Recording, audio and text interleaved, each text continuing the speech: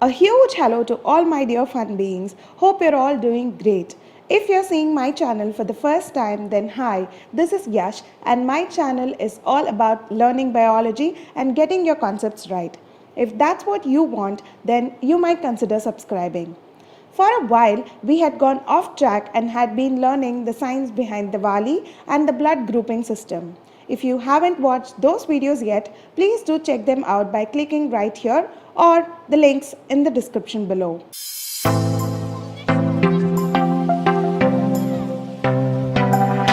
In today's video, we are going to see another topic in Biostatistics series, which is the measures in central tendency. If you aren't aware of the Biostatistics playlist that I have created, then do check it out right here. I have also linked it down in the description below. Now, without any further delay, let's get straight into the video. Generally, in any distribution, the values tend to congregate around a central value, and this value is called the central tendency. The measures devised to consider this central tendency are called the measures of central tendency. There are 5 basic measures of central tendency. They are arithmetic mean, median, mode, geometric mean, and harmonic mean. So today we will be seeing the arithmetic mean. So the arithmetic mean can be calculated for individual observations, discrete series, or continuous series. So let us see them one by one. For calculation of arithmetic mean in a series of individual observations, there are 2 methods, the direct method and the shortcut method. Though the shortcut does not seem to be really a shortcut, but it's named so. So let us start with the direct method. The direct method involves summing up the observations and dividing them by the total number of observations. So here, as we can see, x is the number of observations and the summation x denotes the sum of all the observations. X bar denotes the arithmetic mean and n here refers to the number of observations. So x bar is equal to x1 plus x2 plus x3 and so on till xn divided by n, or summation x by n. For the shortcut method, there are a little bit of steps involved.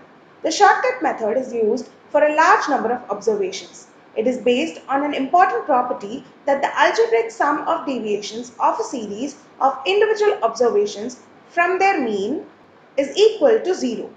That is, for example, you have 5 numbers 7, 6, 9, 8 and 10 and their mean is 8. Then the deviations from the mean, that is 7 minus 8, 6 minus 8, 9 minus 8, 8 minus 8 and 10 minus 8, that is minus 1, minus 2, plus 1, 0 and plus 2 will be added to give 0. So in this method, we assume an arbitrary mean and calculate the deviations. Since it is an arbitrary and assumed mean, the deviations total will not be equal to 0. So we divide the total by the number of observations and add it up to the assumed mean. So the formula for x bar or arithmetic mean becomes a plus, where a refers to assumed mean, summation d by n, where d refers to the deviations, that is sum of the deviations. Let us see both of these methods with the help of an example. So, calculate the arithmetic mean of the following data: 7, 6, 5, 4, 10, 12, 14, 8, 5, 1. So, the number of observations are 10. Therefore, by the direct method, the arithmetic mean x bar can be calculated by adding all of these observations and dividing them by 10, which is equal to 7.2. Going by the shortcut method, we need to draw a table. Before that, we need to take an assumed mean. Let us take the assumed mean to be 8. Let us jot the observations on one column. Let us draw a table with observations in the first column and deviations in the second column. So, the deviation for every observation will be measured. Deviation D will be calculated as x minus a. After calculating deviation D, we add up all the values and we get the value minus 8. So using the shortcut method, the formula for arithmetic mean x bar is equal to 8, which is the assumed mean, plus minus 8 by 10, which is summation deviation by number of observations. That is equal to 8 minus 0.8, which is again equal to 7.2. So if you calculate by any of the method, you're going to get the same answer. But it depends on how you want to calculate and the number of observations that you have. Now, let us see how to calculate the arithmetic mean for a discrete series. In a discrete series, we have the observations x and their frequencies f. So, again, we have the direct method and the shortcut method, but the formulas over here are a little bit different. So, here, for the direct method, arithmetic mean x bar is equal to summation f of x divided by summation f. And for shortcut method, it is a plus summation f of d by summation f is equal to arithmetic mean. So let us see this with the help of an example. So here we have the question. Calculate the arithmetic mean from the data given below. Number of leaves, which is the number of observation or x, and number of plants, which is the frequency or f, is given in the table. So we have to calculate the f of x for the first direct method and deviation and f of d for the second method. So let us see how this is done. So for the direct method, we calculate the f of x by multiplying f and x.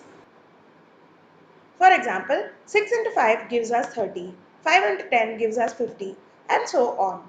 And we take the sum of the f, that is summation f, and the sum of f of x, that is summation f of x. Then we divide summation fx by f to get 20.25 as the arithmetic mean. For the shortcut method, we need to take an assumed mean, which is referred to as A. Again, we need to draw another table with the deviation and the FT value. So, the deviation is x minus A. After calculating the deviation, we do not have to take the summation deviation because it is not required in the formula. But summation FD is required and summation F is also required. We can incorporate the values into the formula. So x bar is equal to a plus summation fd by summation f, that is equal to 25 plus minus 190 by 40, that is equal to 25 minus 4.75, that is 20.25. So again we have got the same value for from both the methods. Hence, you can again use any of the methods based on the data that you have. Now, let us see how to calculate arithmetic mean in a continuous series. The observation in continuous series are in the form of classes such as 10 to 20, 20 to 30 and so on. Hence, we need to take the midpoint by the formula lower limit plus upper limit by 2 and then solve the following way. And then solve in one of the following methods. Again we have the direct method, shortcut method, but here we have another method which is called the step deviation method. So the formula for direct method is arithmetic mean x bar is equal to summation fm by summation f. For shortcut method it is a plus summation fd by summation f. And for step deviation method, it is a plus summation fd prime by summation f into I. Here, d prime refers to median minus a divided by I or c, where I or c refers to the class interval or the common factor. I is the class interval and it is used when the classes are equal. C is the common factor when the class intervals are not equal. So let us see an example for each of these. The question reads, calculate the arithmetic mean from the following data. And the data tells us the plant height in centimeters and number of varieties. So the plant height is given as classes. We can see that the class intervals are regular. That is, the class interval I is equal to 10. So let us follow the direct method first. In the direct method, we need to calculate the midpoint and FM. So let us calculate the midpoint and FM. The midpoint for 0 to 10 is 0 plus 10 divided by 2, which is 5. Similarly, for 10 to 20, it is 10 plus 20 by 2, that is 15. In this way, we calculate the midpoints for all the classes. And then we take the FM value. Also, we have to calculate summation F and summation FM. Then we can incorporate the values in the formula, which is x bar is equal to summation FM by summation F, that is equal to 3300 by 100, and that is 33. So the arithmetic mean is 33. Now let us see how to calculate this using the shortcut method. For the shortcut method, we need to first take an assumed mean. Let us say 35.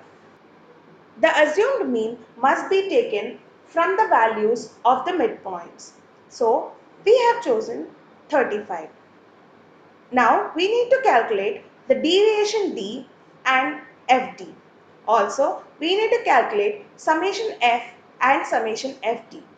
So, summation F is equal to 100 and summation FD is equal to minus 200. Now, let us incorporate the values into the formula.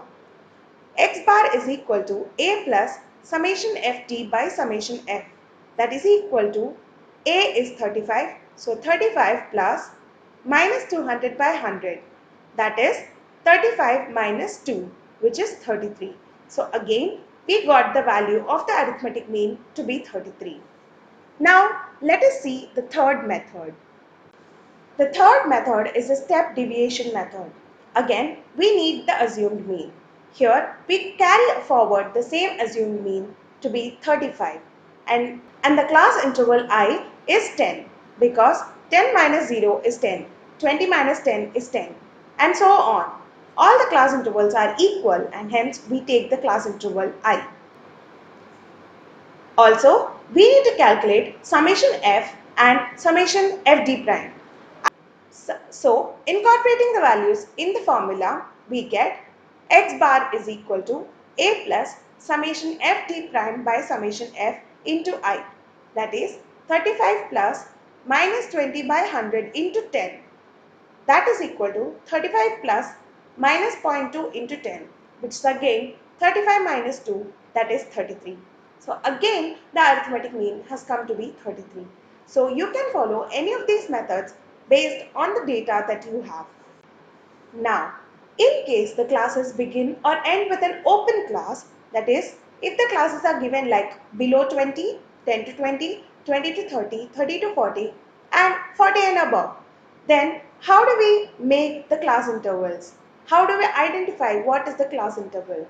In such cases, we need to make an assumption of the open classes. For example, below 10, 10 to 20, 20 to 30, 30 to 40, and 40 and above will have a class interval of 10, because 10 to 20 has a class interval of 10. Similarly, 20 to 30 and 30 to 40 also have a class interval of 10. Therefore, below 10 implies 0 to 10 and above 40 implies 40 to 50. So, we need to make such an assumption and calculate as before. So now, let us see the merits and demerits of arithmetic mean. The merits are that it is easy, rigidly defined, based on all the observations, good basis for comparison, reliable and not affected by fluctuations. But demerits are that it is affected by extreme elements. For example, if we have to calculate the mean for 1, 2, 3, 4 and 20, then 20 here is an extreme element and it affects the mean of the other elements. And it cannot be accurate even if one value is not known. Also, for an open-ended class, we need to make assumptions which may vary from person to person. So that's all for today's video, guys. Hope you all loved it. Please show some love by hitting the like button, and also for more such content, consider subscribing. Also, don't forget to follow me on my Instagram. Let us meet in another beautiful video, guys. Until then, bye-bye.